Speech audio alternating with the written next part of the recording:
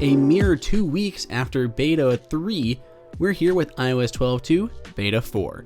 Welcome everyone, it is Andrew here from AppleInsider.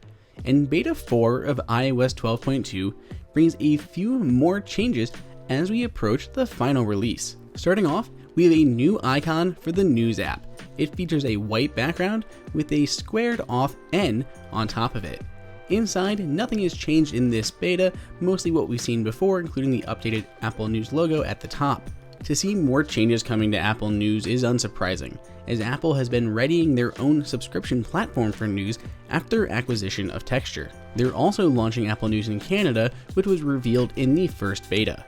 Moving on, Apple also has been working diligently to improve the UI through the adoption of HomeKit TVs.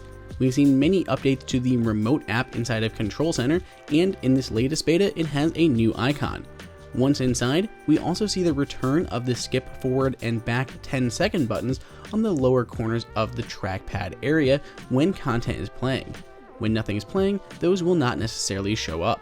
The fourth beta also saw the TV and the microphone icons switch locations. What was on the left is now on the right, and vice versa. When content is playing on your Apple TVs, there's a new remote interface, basically just a volume down and a volume up button instead of a slider. This is found within this AirPlay interface, or if you turn off your phone and you see it on the now playing lock screen, there will be the new volume indicators there as well.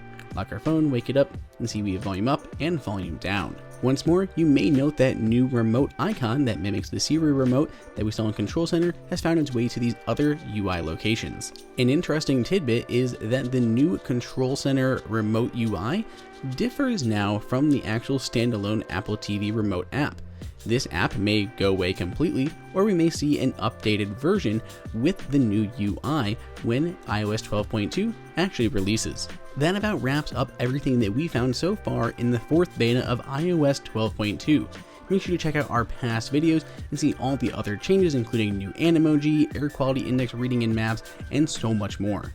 Have you found any other changes in the latest iOS beta that we overlooked? Be sure to let us and everyone else know down below in the comments. Enjoy that video? Click like and press on that subscribe button. Be sure to check out the Apple Insider price guide that has the best deals on Apple devices and is updated daily. Follow us on social media, and we'll see you guys in the next video.